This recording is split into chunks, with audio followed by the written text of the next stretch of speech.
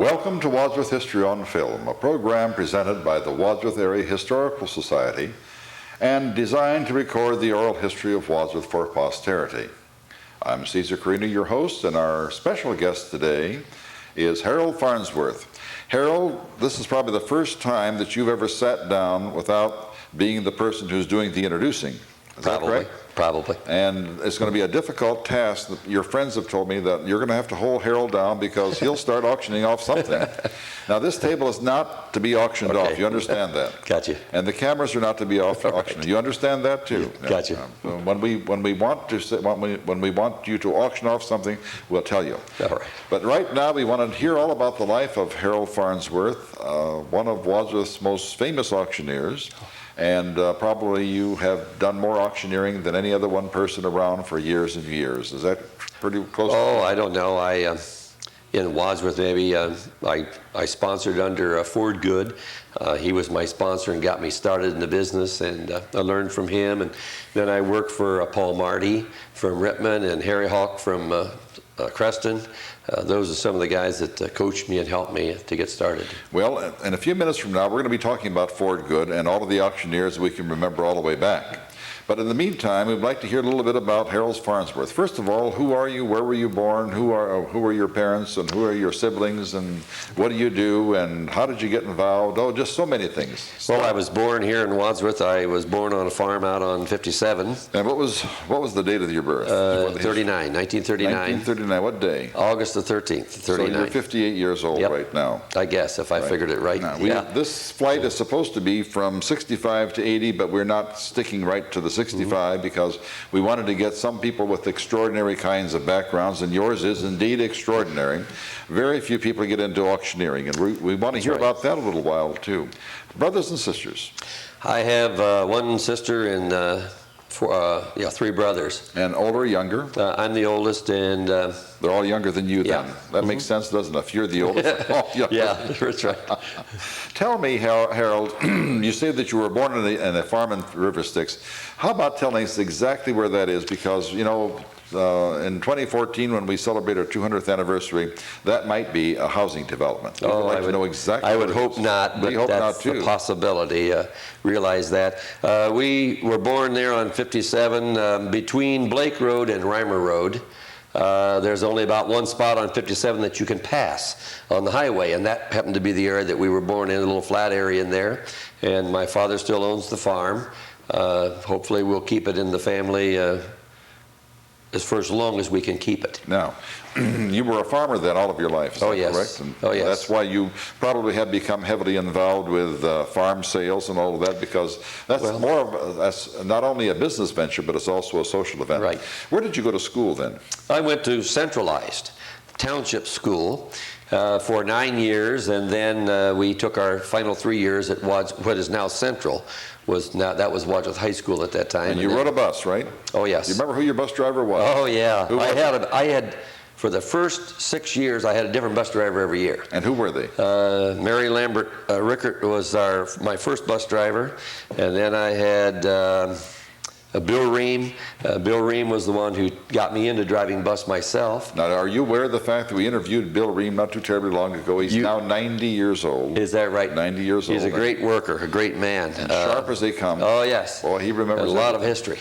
And he has a lot of it. He knows River Styx backwards and forwards. That's right. Then after that was his run. That was his run. He always had the River Styx run. That's right, exactly. And he did this when they had horses and buggy. That's right. Now you actually came in a school bus because that is a motorized school bus. My father rode what they called the kid bus. The kid bus, and who drove that? John Long. John Long. John M. Long. And where was he living at the time, your father?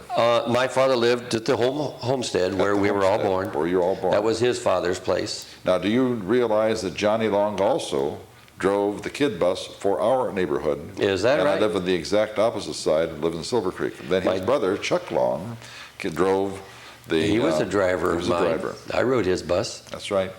Chuck Long rode that bus as well. So we have a lot in common, despite the fact that we lived on opposite sides of the earth, as it were. And it might as well have been at that.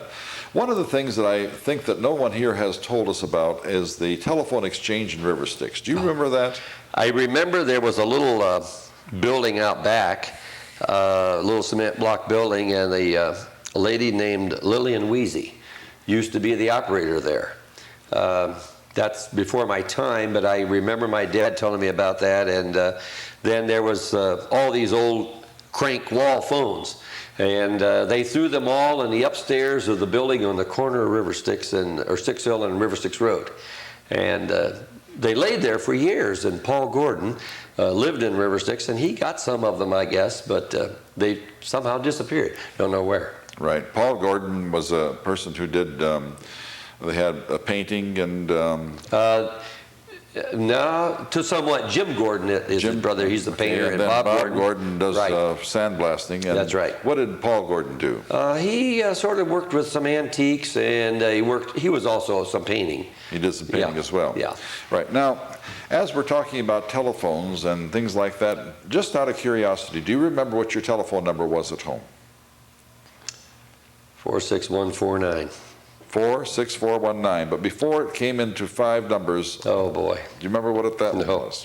I remember when the telephone came in, my dad would go to some of the public meetings they were having on telephone coming, and there was a man named Mr. Henry.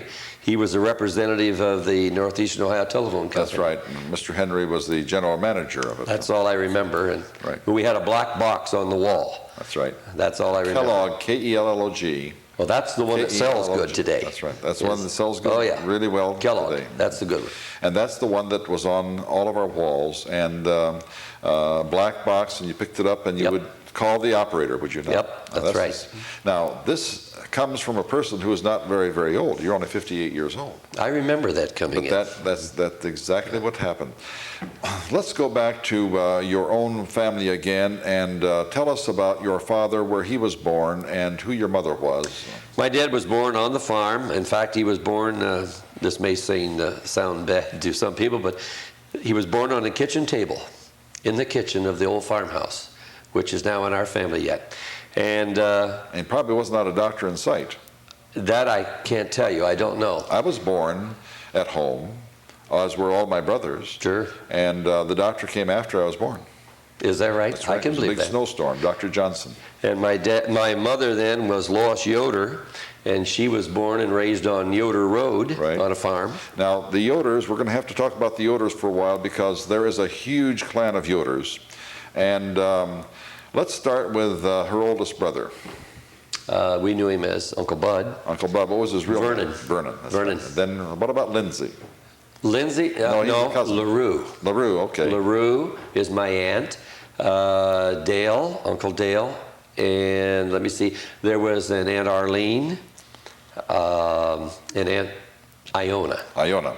Right. The Yoders were a huge family, and they owned how many acres out there on Yoder Road? Oh, I can't tell you how many acres. They have a farm there yet, still in their family. But didn't they own the whole 640 acres at one time? Well, I can't tell you that. I don't know. I think they owned a whole, they called it Yoder Road for that reason. I know that the farm that they now live on was at one time owned by a Joseph Markley. Back in the lineage. Right, in the 1800s, 1875 or something like that, the Atlas of Medina County has the Markley Farm out there, and it had, I think that at that time it was a full square. A square is 640 acres. Could have been. It's a mile. Yep. It's about 640 acres. But I am drawing a blank in terms of when the Yoders became involved, but they called it Yoder Road. Yes. So your mother's a Yoder, and your father is obviously... My dad had contracted polio at the age of 5, and they thought that he would never live. I remember my grandmother saying that they had given up. There was nothing they could do. This was in 1915, and he somehow survived. Yeah, and has left him crippled for the rest of his life. But he works every day. Oh, yeah. It didn't bother him that much. He farmed. When he graduated from high school, the electricity was just beginning to come into this area, in our area out there, and he went with an electrician to wire some of the farmhouses there. And he learned electrical wiring, and he wanted to become an electrical engineer. And then my grandfather, which I never saw, died. And my grandmother asked him if he'd take over the farm and run it, and he did. And Right. Now, your farm is on the east side of the road, is that correct? yeah, the home farm. The home farm is on the east side of the road. In I don't live there now. No, you don't. I mean that's your home Yes. farm. But 1933, your parents sold off a little piece of ground. Do you remember to whom they sold that? If it's the only one that's ever been sold off of that farm, it was along a creek. It was E.J. Thomas. E.J. Thomas. Right. Elba John Thomas. That's right. His Fine wife gentleman. Pardon me? Fine gentleman. Oh, yes, he died. His wife was Virginia Thomas, and they had a daughter, Marilyn Thomas. That's correct. Right. And they built that house in 1933, a little house, and it's still there. It's just very, very precious. My brother lives in that house. Your brother lives in that house. My brother bought it. And you live in the farm, which is west of that. Is that I live over at River Sticks. I'm sorry. I mean, the farm itself is north of that. Yes. Between that and Friends Church. Correct. Right. We're doing this. I know where it is, and you know where it is, but we have to do this so that we can identify that, because one of these days that beautiful farm is going to be a homestead. I hope not. I hope not too. We're trying desperately. As a matter of fact, I'm on a preservation committee to make sure that we have a preservation of farms and open spaces and land. And good. Of course, we can't really dictate what people do, but we're going to try our best through education to maintain that we historically keep Wadsworth in as nice a agrarian situation as it's always been. Okay, now we have your own personal family, and we'd like to hear a little bit about you when you went to centralized school, and it was called centralized school at that time. It was not called Isham School. That's right. But the superintendent and principal was Vernon V. Isham. Vernon V. Isham, who then in 1942 went to the service, because everyone went to the service at that time, and he came back in 1946. But during that period of time, we had then Mabel Heineman. Do you remember her? No, I always had Mr. Isham. Okay, you had Mr. Isham. He came back in 1946. But Vernon V. Isham was there for many, many years, went to the service in 1942. Then Mabel Heineman became the principal, and then Eugenia Foote became the principal. Mabel Heineman married and left the school, and then Eugenia Foote. Then after 1945, or in September of 1945, Vernon V. Isham came back. I said 46, it should have been 45, and you had him at all that time. Your first grade teacher. I had 3 first grade teachers. Who were they? I think her first name was Miss Rohr, if I remember Inez Rohr. That doesn't sound right. No, I'm not real sure. She wasn't there very long, and was Ralph Rohr her wife, her husband? I don't think she was ever married. Okay. The story goes that we, of course, did not know that she was let go, why she was let go. That would not have been Inez. She was never let go of any job. Maybe I got her name wrong, but it seems to me it was Miss Rohr was our first grade teacher, and she would teach us little Bible verses, and I can remember we had little keys, a key about that long made out of paper, and there was a little Bible verse on there. We had to learn those things, and someone apparently didn't like that, and she was let go because of religion in the school. And then we had Mrs. Cooter. Which one? Mary Lou. Mary Lou Cooter. I interviewed her the other day. Well, she was our first grade teacher, interim. 94 years old. Is that right? Oh, she was a tough lady. Yep. And then they finally hired a new lady, and her name was Miss Bramley. Miss Bramley, and she was there for years and years and years. Sarah Bramley. Yep. She was I had her the first time she came to Wadsworth. And then following that, who were some of your other teachers? Mrs. Claggett was second grade. Mary Claggett from Medina, her Bessie husband. Holmes was third grade, and she liked us so much she followed us to the fourth grade. Fourth grade, Mrs. Holmes. And then fifth grade was Mrs. Laverne Coppas. Coppas. And then the great teacher, Miss Huff. Miss Huff. We all had Miss Huff. And you know, when I look back, she was tough. She was tough. But boy, as I look back now, I learned from her. You did. She made me learn. Good teacher. She was a good teacher. Good teacher. Dorothy Huff. Yep. Laverne, not Lavon, it was Lavon, not Laverne. Is that? I guess you're right. Lavon Coppas. And sort of strange, we were able to do Miss Huff's auction. Is that right? Yep. I went to her funeral. Yep. Miss Huff's funeral. And she unfortunately had some bad eyesight, and she refused never to give up her license, and people were scared to death to drive with her, and they should have been, but That's right. you know, she never had an accident. That's right. Never had an accident. And then you had Mrs. Holmes, who was a lovely, lovely, Bessie tender old Holmes was teacher. her name. Yeah. Yep. Lovely teacher, Yep. soft, grandmotherly type. Yep. And then before that you had Mrs. Claggett. Mary Claggett, whose husband was the principal. That's correct. Superintendent of Medina Schools, and That's there's right. a Claggett School named after that now. And then you had those three teachers there. We went from there to the, well, at that time we didn't call it the junior high, but you really didn't participate with elementary students at that time. So I suspect the 7th, 8th, and 9th grades Was still there at the centralized school. Right. And who were some of the teachers that you had there at that time? Oh, I had Mrs. Perkins, Stanley Kuhn, George Meyer, Mr. Messner, Mrs. Bretlinger, or B, or Baldwin, depending on which name. Right. She had all three of those names. Yeah, she was I think those Elva, Hartman, Brittlinger, Baldwin. Right. Can't tell you all that. Yeah. I just knew the names. Mrs. B, English teacher. Right. That's right. And who else? Anybody else? Those are the major ones that, Mr. Mahuda was an art teacher. Yes, Danny Mahuda. Yep, and what was the music teacher's name? I did her auction. Schmidt, Mrs. Schmidt. Mrs. Smith? Schmidt. Schmidt. Schmidt from Medina. Right. She was the music teacher. And you did her auction. Yep. Then you went to the high school. Yes. And who were the bosses there at that time? At the high school, you graduated what year? 57. 57. So in 1954? 1954, you went to the high school, right? 55, 56, I guess somewhere in that area. Somewhere in that area. And who were the bosses there then? Well, Mr. Burkholder was the superintendent up there, and O.J. Work was still the principal. Oh, yes. And then was he the principal when you retired, when you graduated? Yes, still principal. Still principal. He left after you. So yes. we have him there still until 1957. Yes. Okay. Now, do you remember any of the outstanding teachers there? Well, Mr. Huntsberger. Mr. Huntsberger, everyone had him. Sure. Mrs. Williams was bookkeeping teacher. Ann Williams. Yep. She must have been at that time in her 70s or 80s. Oh, she was well up there. Mm-hmm. Well up there. Nice person. Yep. A little hard of hearing. Always hard of hearing. Yes. Right. Mm-hmm. Yes. Even when I was there, 30 years earlier, she was. Is that right? Yes. Mr. Oliver Cooper with English. He's dead now. Yep. His wife still lives on Baldwin Street in Wadsworth. Is that right? Or did recently, yes. And two, Jack and Barbara, can't think of their last name right now.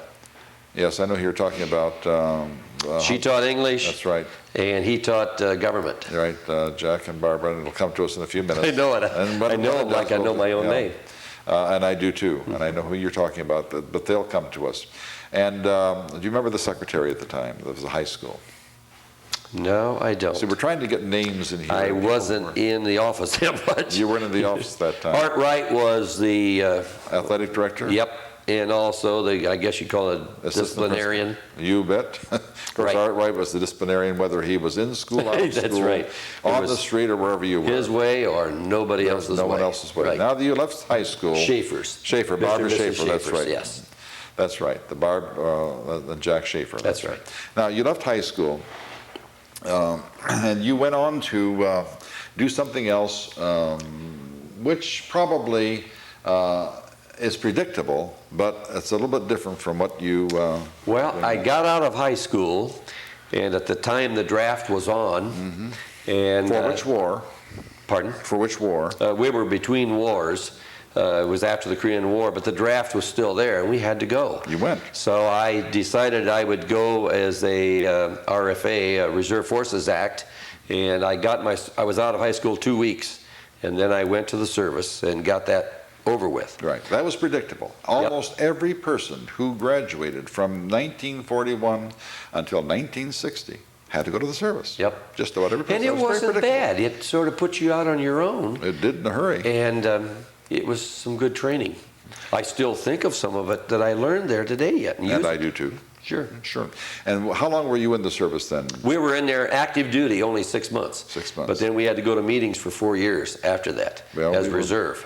We were in for 2 years and had to go to meetings we didn't have to go to meetings. We were in the reserves for 8 years. Mm-hmm. Beyond that, but you had to keep your barracks bag packed And if they ever inspected it and found it wasn't packed, I kept mine packed all the time, and after 8 years I disbanded it. But that was one of the, and it had to be packed in a certain way. When we left, it was inspected and said this has to be packed for the next 8 years.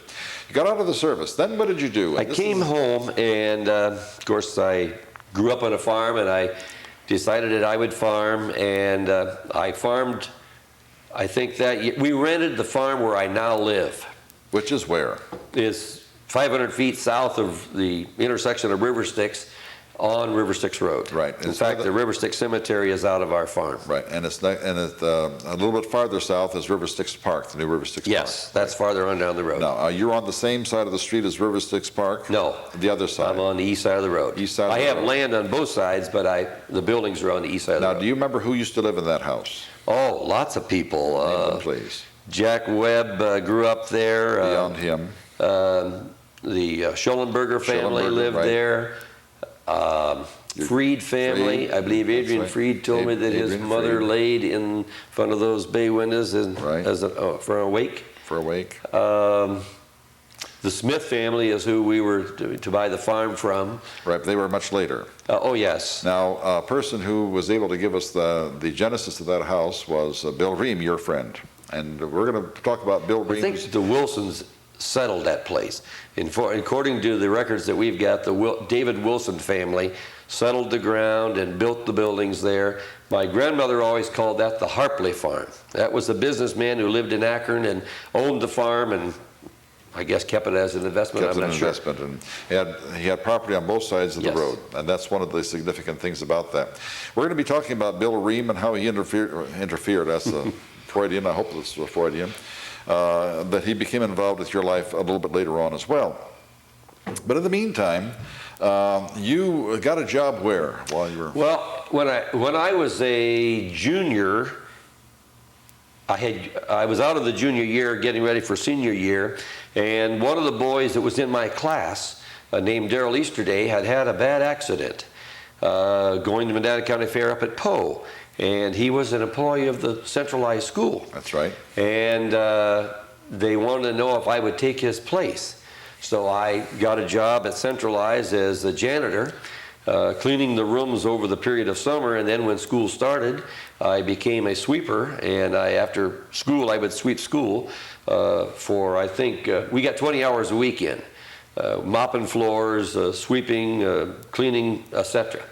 And then after I came back from the service, I decided to go on with that job and keep it as a night job. And I did. I did that for 5 years as a janitor. With whom did you work? A woman? What was Joyce? Erlene? No, those are later. Later? I worked with a black lady, Mrs. Watson. Oh, Mrs. Watson, yes. Very nice lady. Oh, what a sweetheart she was. Yeah. And Bill Ream there, again, was the head janitor. And I worked under Bill, and he coached me, and then I converted from janitor to bus driving, and Bill coached me there. Because Bill had been a bus driver. He was my bus driver. So he was your bus driver. Oh, yes. And Bill Ream then got you into bus driving. Yep. You're still bus driving, aren't you? Yes, I am. And you're one of the best. As a matter of fact, you've won some prizes, haven't you? Oh, I don't know. I think just in the rodeos? Longevity. No, I don't go to the rodeos. You don't go to the rodeos? No. Well, you can back a bus into a peanut stall, can't you? Well, maybe, yeah. You can do that. It's not hard. Now, somewhere along the line here, your life changed when you became involved with a relationship with one of your favorite girlfriends. Who was that? The one you married? Oh, Barb. I wondered which one. You're in trouble. Yes, you are in trouble. When I said your favorite girlfriend and you had to stop to think. And I thought, my goodness, which one? I didn't have that many girlfriends. I met a young girl. We were a very rural-oriented family, and Ronnie Hahn and Don Vance and some of us boys that were in 4-H. We were all Ronnie Hahn was from Medina John County Hahn Road. Farm family. Yeah, sure. Medina County Line Road. That's right. And we also ran around together, and we would go to square dances. And I met a young lady at the square dance, and eventually became my wife. And incidentally, Ronnie Hahn was the only single person in that family because there was John and Joanne Hahn, who were twins. Then Ronnie was the only single person. And then he had two brothers who were Larry and Gary That's Hahn. right. Yes. Then John Hahn, who was Joanne Hahn's twin, died on his 50th birthday on either October or November 12th of 1980. He was killed. Killed. Yeah. Yep, it was Right. really a sad thing. But Ronnie Hahn, or rather, yes, Ronnie Hahn was a person who introduced you to your wife. Well, we were all of us out there to a dance together. Where were you? We went to Chatham, to the VFW hall at Chatham. Chatham. Yep. And that was kind We of... had a little circuit, sort of. One Saturday night it would be to Chatham, and another Saturday night would be at Fixler's Ballroom. Right. And then sometimes we'd go to Franchester Farms, which is in Wayne County. But these were all kind of farming communities, were they not? Oh, the yes. Fixler Ballroom, Yes. we're going to ask you to talk about the Fixler's Ballroom in a couple of seconds, but before we do that, let's see what happened at Chatham when you met Barb. Oh, I met her, and she was a pretty nice lady, I thought. Where was she from? She was Medina. Medina. And Barb what? Thomas was her maiden name. Barb Thomas. And she is a little bit younger than you are. Yep, 4 years. 4 years younger than you are. And you kind of had your eye on her. And then how did you meet her? How did you get over there to saddle up to meet her? Well, I asked her, I guess, to dance, and sort of been dancing together ever since. You've been dancing. But you had hair at that time, didn't you? Yes, I did. That's Very, right. very nicely looking young man, but you still had the personality of an auctioneer. Oh, I don't know. Very aggressive and... I'll tell you, Mrs. Schaefer knows this to be a fact. I could not get up in front of the English class to give an oral book report. Extremely bashful. I'll never forget, she made me get up there and give that oral book report, and I thought that'd be the hardest thing in my life I ever did. And of course, an auctioneer could never do that, be that way, you know. And to get a little bit about the auctioneer business, growing up on a farm, an auction was a way of life. When someone died, they just had an auction. And my dad would take me to auctions, and I loved them, you know. Who hasn't tried to imitate the auctioneer? Everyone has tried it. That's but only right. very few people can do it. Well, And before the end of the hour, we're going to ask you to do it. We had Dana Kreider do some singing. Of course, that beautiful, beautiful voice at age 90 is still just like an angel. Yep. So we're going to ask you to do some auctioneering here in a few minutes. But tell us about, before we get to the auctioneering, well, let's get back to Barb. And how were you married, and where were you married? And we were married in 1966. We were married in Medina. We have 3 children. And they are? Gerald, he was born in '68. Lisa was born in 1970, and Jane was born in '74. And they're still in Wadsworth? No, well, Gerald lives at home yet with us. He's not married at the present time. He's never been married yet. Lisa just got married. She lives in, I guess you'd say, south part of Akron. Has a very good job at the Gojo Industries. She's the national sales rep or something with the national sales there for Gojo soap. And Jane, the youngest one, just graduated from Liberty University in Lynchburg, Virginia. Lynchburg, Virginia, right. Gojo started about 1940. And the person who was who invented it or whatever used to take it in the back of his car to the various garages in town. Your brother, my brother told me the story. And tell us the story that my brother told you. He told me that one day this old Jerry Littman, was his name, came into Clyde Welstein's shop in Wadsworth there. It used to be C&I. No, well, there, but they were across the street when he first came in. Well, I just remember where the marathon station is now. Oh, and he said that West Bay. He had asked Clyde to go out and look at this soap he's got in his trunk. And for some reason, your brother went along with Clyde. And he said, we went out into the street and we opened this trunk of this old car, and it was the worst beater he'd ever seen. Oh, yes. And he said, you know, I could look through the trunk clear to the street, holes clear down through it. And he had this old soap in there, and it was pretty good soap. And Henry said that he asked Clyde to back him, to get him into business, to get him going. And I don't think that Mr. Welstein did. No, I didn't. And it proved to be a mistake. A real serious mistake. Jerry Littman now has a financial empire that is world-renowned, and he has a school named after him, the Jewish school in Akron is called the Littman School, and he donated probably the vast majority of the money, if not all of the money. Very, very wealthy, and he has a worldwide... And my daughter works for him right underneath him, and she sees him all the time, and she says he's a great gentleman. Oh, he is. He's 80-some years old. He comes to work every day. He doesn't do a full day. Now, his name's Uncle Jerry. Yep, but he knows what's going on. He's a great Mickey Mouse fan. He has a Mickey Mouse filling in his tooth, they say. That's right. And his suspenders are Mickey Mouse. Everything's Mickey Mouse. And he's a great gentleman. He came to Wadsworth, the Clyde Welstine, and asked him to back him before he sold the first bag of Gojo or box of Gojo. Yep. and now it's worldwide. That's right. That would have been a nice thing to get on. That's right. I'm sure that my brother Henry would have wished that he could have backed him at that time too, but money was very tight. We're talking about the early 40s, and money was very tight.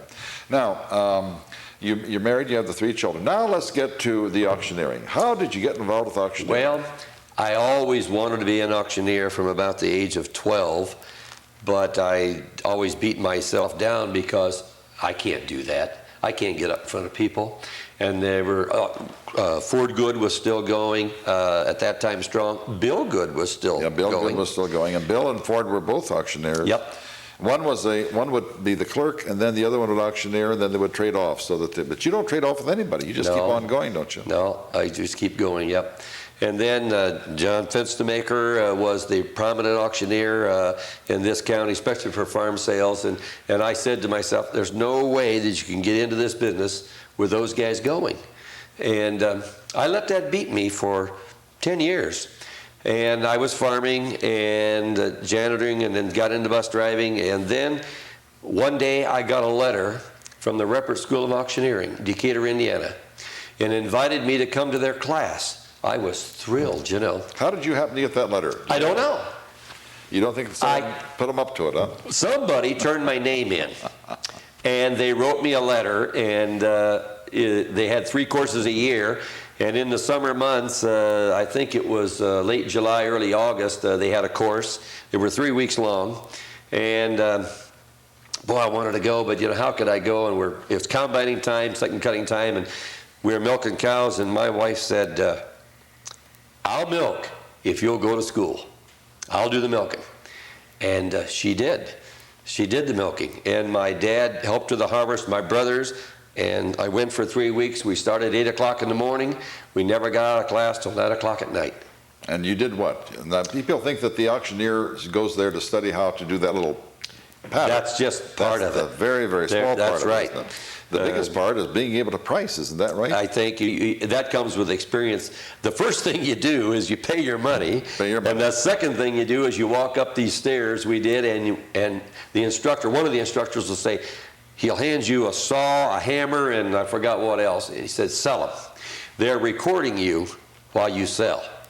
And then you take the course, and 3 weeks, 3-week-long course, and at the end of the course, then you sell those same items again, and the tape is given to you. You can see the difference. I still have that tape. Now, how did you, tell us about the curriculum of the auctioneer. The course, they teach you the chant. You have little songs that you begin to sing. Will you go, go, go? Will you give, give, give? Will you go, will you give, will you make it? And you sing that over and over and over, and you have voice builders and then tongue twisters. Round a rough and rugged rock, the ragged rascal ran. Theophilus Thistle, the famous thistle sifter, while sifting a sieve full of thistles, thrust 3,000 thistles through the thick of his thumb. And you just keep doing these, and there's many of these things, you know. And that's for the voice and the building of it. And then we had about 70-some people from all over the United States in our class. And our class was nothing but just an octagon room with a bunks off of that, Army-style bunks, double-deck. And you slept there, and each instructor had a certain division, whether it would be cattle or hogs or household or real estate, and no books. You took notes, and you had tests. All along was test, test, test. And then 1 week into the school, we started on Monday morning. That first Friday night, we had our first auction. In the streets of Bern, Indiana, they close down a street, and the Amish and the local people come, and all of the class goes down there, and you hold your first auction out on the street. How did you feel? Scared stiff. Scared to death. Ice was yay thick. Of course, there's an instructor on that block right with you with his arm around you, and he's helping you. And you start selling. I'll never forget the first item I ever sold public auction was the toilet paper roller. How'd you do it? Tell us how you did it. I don't remember. I just... You said, here's some toilet paper. No, it was the container that holds the paper. Oh, the paper. The roller. Oh, I see. The little chrome insert that fits into the wall with a roll on it. And that you was sold the first that. item. Yep. Now, do you remember how did you describe it? Well, I don't remember anymore. I remember it was an Amish gentleman bought it. He bought it? And I thought that's strange, an Amish gentleman buying chrome, you know. Right. And I went to him after I got down and asked him if I could buy it back. No kidding, why? I still have it. I wanted it. First thing I ever sold at auction. Okay, and do you have that yet? I still have it. You didn't put it in your wall or anything like that? No. You have it as a memento? Yeah, first thing I've ever sold. Now, when did you learn the chatter? After you learn how the... It just sort of comes with experience, and it'll change on you, you know. Most people think you're saying, what is that auctioneer really saying? Yeah. Sure, we're saying numbers, but we're saying words in between called filler words. And which are? And they're only there for the purpose of making them sound good. Give us an example. I'm at 25, would you get $30? Here would you get 30, there would you make it $30, would you go 30? Here would you get 30, there would you make it $30, would you get 30? They're only, it's a little better than, now say I'm that at 25, 30, 30, 30, 30, 30, 40, 40, 40, 40.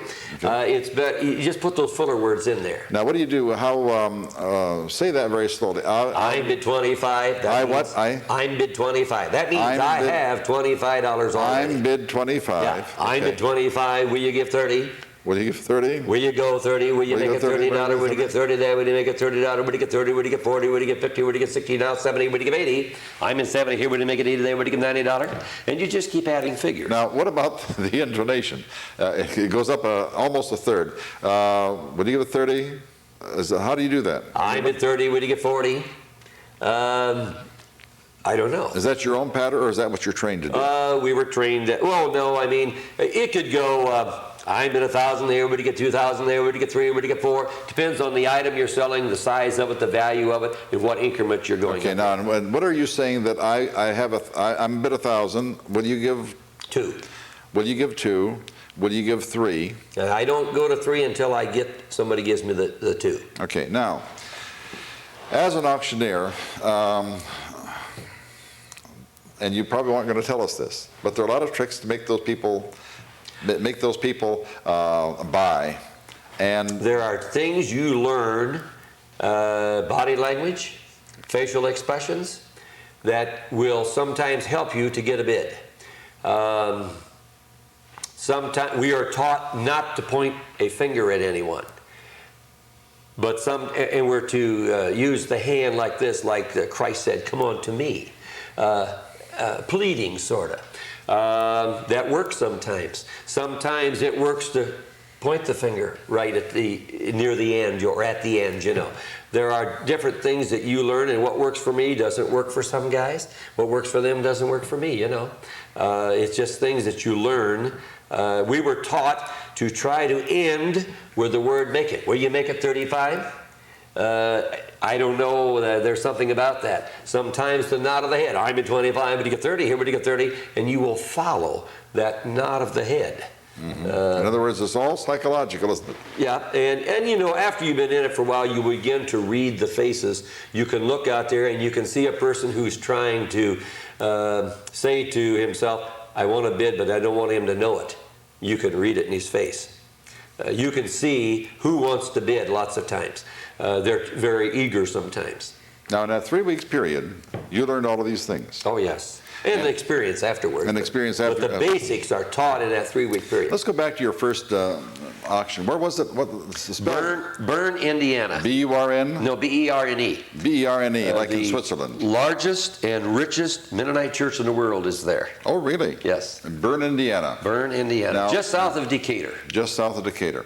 Now, you said the ice was this thick, but I thought that it was in July that you went. Oh, the ice, meaning getting up in front of public. Oh, that's I see. what Okay, I mean. All right. But it was a nice day. Oh, it was in the evening. And it was in July or August? Must have been last of July. Last of July. Yep. And the Amish were coming in. They come in. To the town people around there, it's a big thing, you know. The businesses donate some items. They're not real expensive items. Probably items they can't sell, maybe, you know.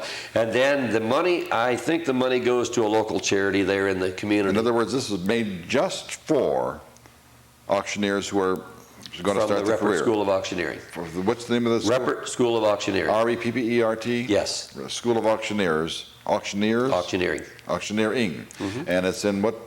Decatur, Indiana. Decatur, Indiana. It has just been sold last year. I think Mr. Reppert finally passed away and has been sold to the Cruise organization, which is a graduate. Three of those are graduates of Reppert, and they're very wealthy. They have done very well as internationally known auto auctioneers, classic cars, etc. And they have now bought the school, kept the name, and moved it to Auburn, Indiana. To Auburn, Indiana.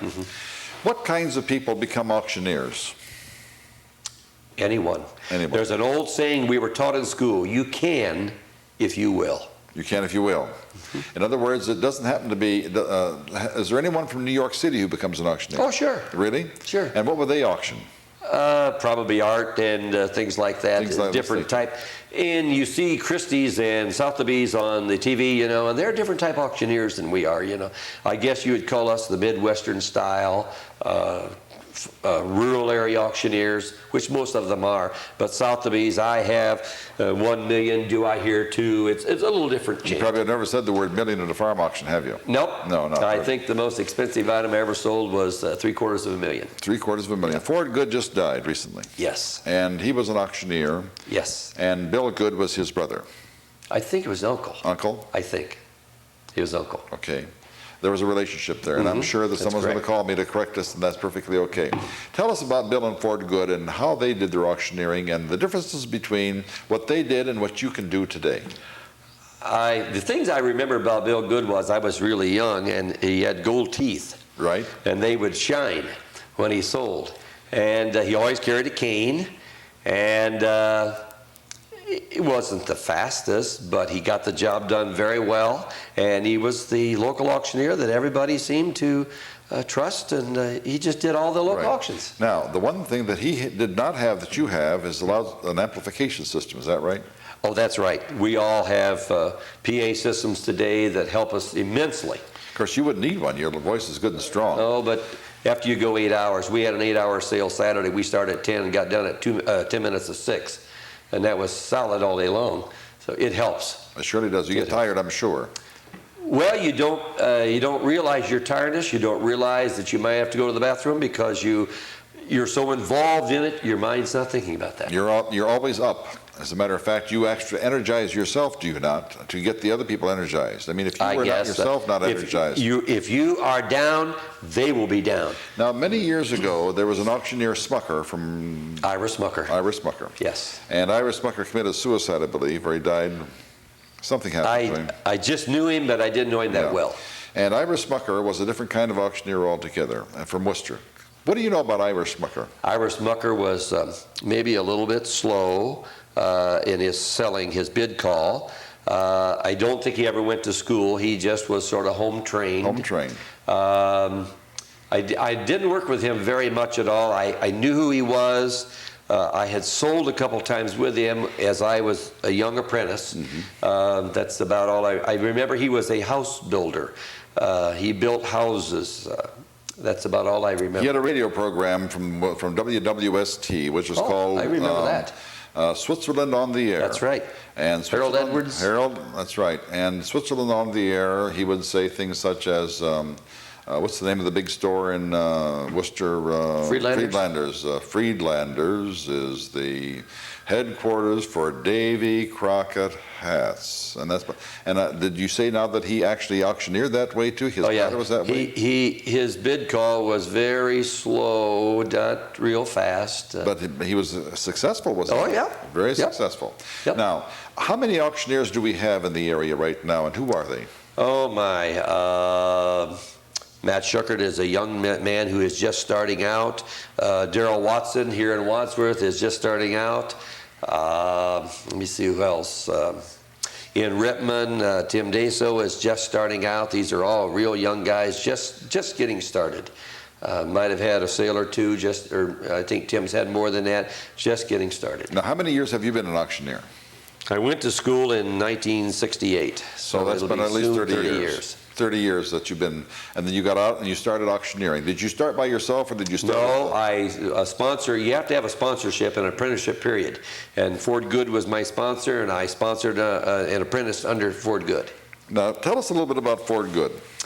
Ford ran the goods auction house in downtown Creston, which was the old livestock sale.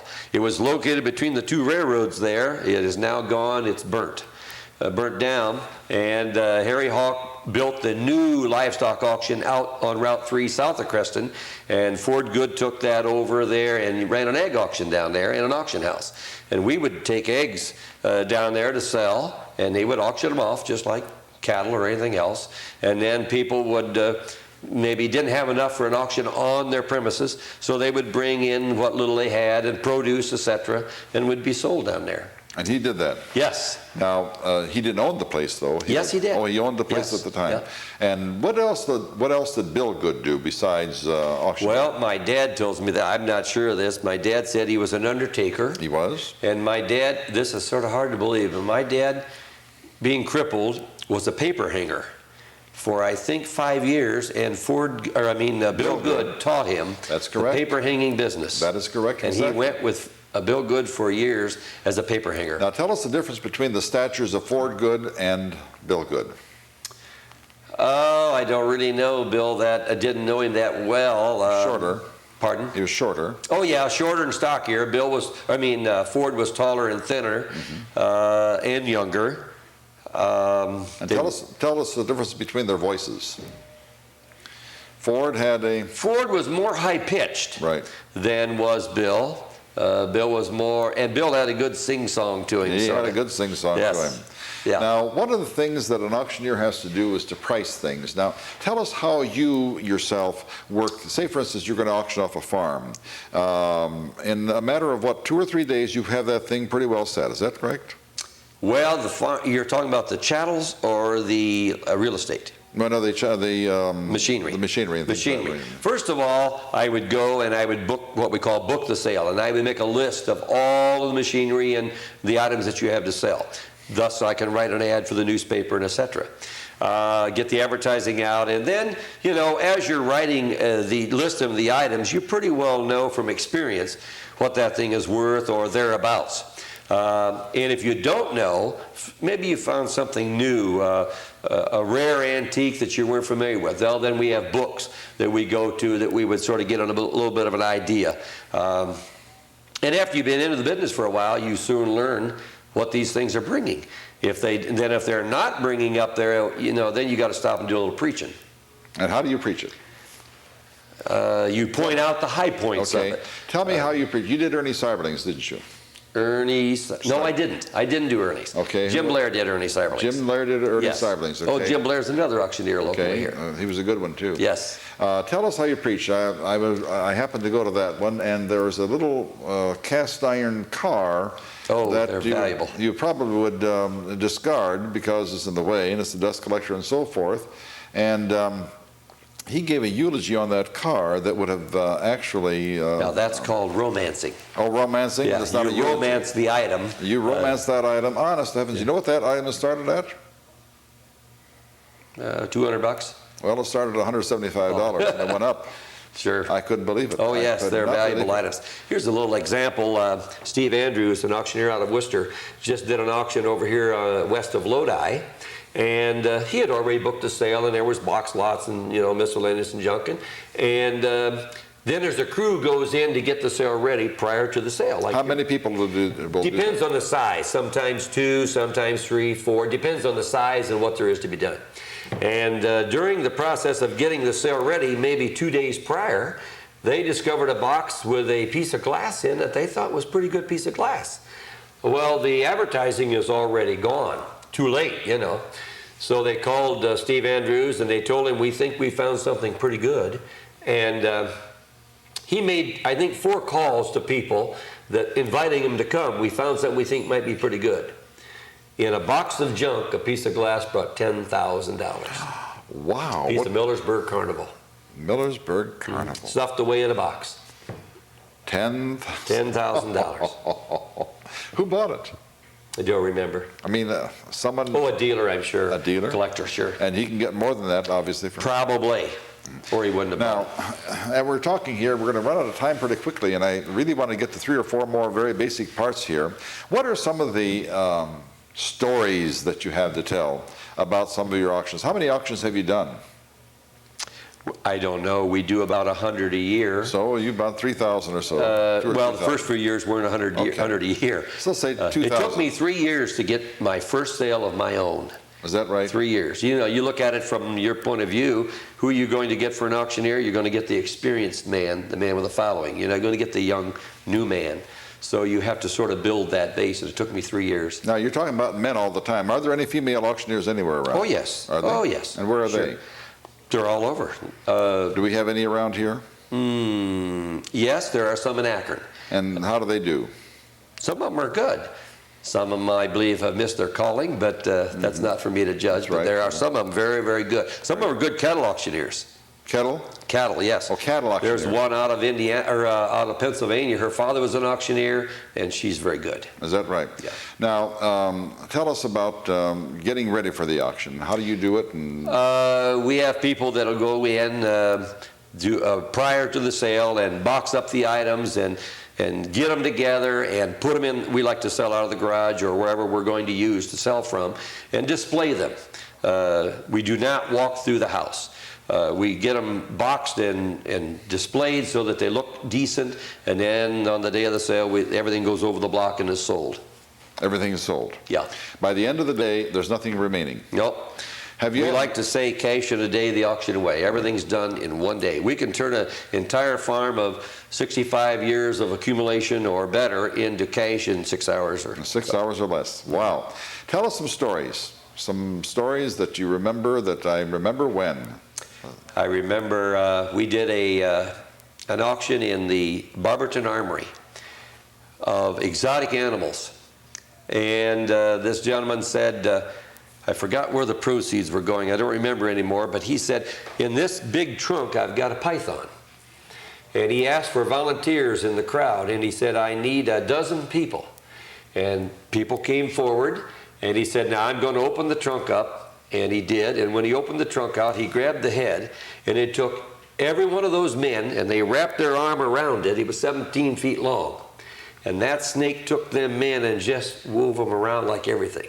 Now, where were you? 400, and I was back. I watched it. I sold it, but I wasn't there. Which rafter were you? Yeah, that's about right. And how much did that snake? $450, if I remember right. Who bought it? I don't remember that anymore. You know, that python that big would be a real chore. First of all, is it legal to have those things? Oh, is that right? I don't know. This was back quite some time ago. I remember that. Wow. And the python actually moved those men around. Oh, he just took them in and moved them around like everything. Mercy sakes. What about some other stories that you golly, if I had known, I could have probably wrote some down. I can't think of some of them now. Some people will come to you and ask you how you can go all day long without going to the restroom, although they don't say it in those words, you know. Can't think of any of the. There's many of them. We could write a book on lots of them. I remember I had a clerk one time, Ford Wyrick. Oh, yes, Ford Wyrick. Very good clerk. Very good teacher. He was a teacher. Yes. And we had a sale here in Wadsworth on Baldwin or Frank's. I forgot which it was. And it was his birthday. And we had went to a couple ladies in the crowd to sort of pick on him because it was his birthday. And we had a little party for him, you know. And that was over with. And we were going on with the auction. And in the middle of the auction, I had sold the item. I don't remember the item, but I sold it. It went right down there. I remember I gave him the price. I gave him the bid number. And all I heard him say was, "Good Lord."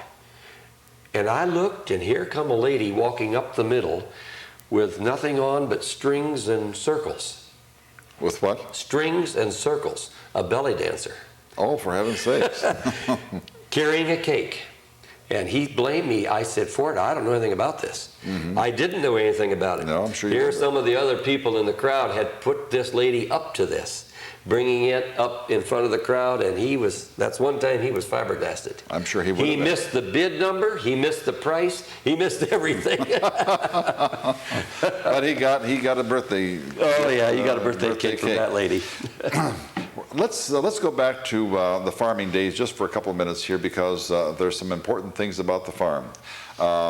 When you were on the farm, and when you were also custodian of the centralized school and you were driving bus, how did you work in all of these, and this had to be within the last 30 years, but how did you work in all of the auctions?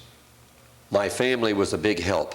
When we would go for the Saturday auctions, My boys, the kids at that time were growing up when we really got into it, and they would do chores, they could do things at home, and which was good to them. It gave them some responsibility. Of course. And they all have the work ethic. I'm grateful for that. Of course, they would have to. I'm grateful for that. Are any of your children desirous of being auctioneers? No, I wish my son would be. At this time, is not.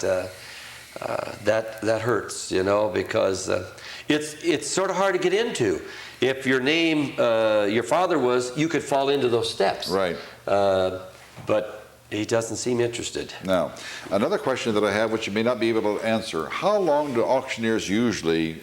How long are they productive? How long do you think that you can go? John Fenstermaker is 80, I believe 85 or 87, and is now just winding down. But he was very. 50,000 sales. They wrote a story on him, and he sold 50,000 sales. 50,000 sales. Yeah. Wow. All over the United States. Now, where is John Fenstermaker now? Homerville. At Homerville. Homerville, Ohio. And does he still do auctions? A little bit, very, very little. Now, can he still do the chatter and all of that? Yes, to somewhat. He has had some kind of a stroke or something. It has affected him a little bit. When's the last time you heard him, and what was he doing at that time? Oh my, he was selling cattle. Cattle, and yep. He was known for cattle. And he was able to go that way. Oh yes. Yeah. Oh yes. Of the many farms that you have done, and of the many, well, I guess the Akron Army, but what was the biggest? What was the biggest? The one that I remember the most was the Joseph Miller Estate on Beach Road. Lewis Wilson was the attorney there and the executor, and that man, he had committed suicide in that house. He had never married. In fact, he had never gotten out of Medina County. In all of his life? All of his life. Had never left Medina County. When was this? This had to be in the mid-'70s, and the family was going to take him to the county home the next day. And when they came to get him, they found him hanging in the house. Yes. Too bad, yeah. And that sale was a tremendous auction. I wish I could sell that auction today because of the knowledge I've learned since. There were some old beat-up cereal bowls that were just beat to pieces. And we threw them in a box. And they kept floating to the top for some reason. They kept working up. And they finally come to the block alone. And they brought $350. Those two bowls. What they were Pennsylvania redware, we were told. And there was a lady to my left. And she sticking her head through two beams in the barn. And she said, "Just keep me in, Harold. Just keep me in." She didn't even have to bid. Look at me. She said, every time that the other man bid, just keep me in. What was valuable about them? They were Pennsylvania redware, I guess, and they were chipped and cracked. They were terrible. But she paid $300 for them. Oh yes, we had almost 600 bid numbers out that day. And then the bad part is, remember the old gem chain type pumps, water pumps? Oh yeah, the right. gem. Mm-hmm. Gem. There were 3 of them on that farm, and that night someone came back and stole them right out of the well. Oh my heavens, really? Yeah. Mm-hmm. Oh, that was something really. Now, we're almost at the end of the hour here, and we need to find out a couple things about just what it is that you're presently doing, and how are you doing it? You are driving a bus yes. Only because you want to Well, it's my retirement, and the pay is very good. I'm very satisfied with the pay. I started for the schools for $1 an hour, and I've worked my way up, and they're good people to work for. Oh, the schools, it's a good system. How many years have you driven bus? Well, I think 36. I'm not sure. 36 years. I have 41 or 40. I think this is 41 years for the school. I was 5 years as a janitor. So you've been with the schools 41 years. Yes, I think so. And then you still are going to do auctioneering. Oh yes. Someone asked me if I was going to retire, and I said to him, I hope to sell a sale the day I die. So I don't know. You never can tell. I know, you don't. As you well know, you did my brother's garage, yes. And he always said that he would work until he died, and he did. The day that he died, he was working. We have no control over that. We don't know what's going to happen. Matter of fact, I had 2 brothers who did that. They said that they never wanted to retire, and I never want to retire, mm-hmm. and therefore I never will. Work makes you healthy. That's right, and I love doing it. Yeah. You brought a dimension to our Wadsworth history on film that no one else has had, and that is the auctioneer. I suspect that we will never will have another auctioneer on this program because you're kind of the dean of auctioneers and one of the persons who is highly respected, who knows his area very well. And one of the things that we try to do here in this Wadsworth History on Film is to not only bring in some of the older people, but to bring in some of the people who have extraordinary kinds of jobs, and you certainly do. One story I might share with you if you have time. Harry. I always ask when I go into an estate, how old were these people that lived here? How long did they live here? And what was their childhood like? They all fit a profile. If they were conservative, if they grew up conservative, which most of them did, they hide money. It would be abnormal not to hide money. And all of them do. On Fixler Road, some years back, we went in there to do an auction, and there was a family there that was poor. They had a pitcher pump in the kitchen and a one-holer out back. Mama had died, and they took him to the county home. We found $41,000 cash in that house. So what did you do with it? Turned it into the executor. Executor, and that was it. Yep. We are finished. This is it. How do you say that when we're, I'm done a few hours? How do you say that? That's it for today. Thank you very much. Have a safe journey home, and remember, tomorrow's the good Lord's day. We'll see you next day. That's what we're having to say now, because we are finished with this program. Thank you very much, Harold. Thank you.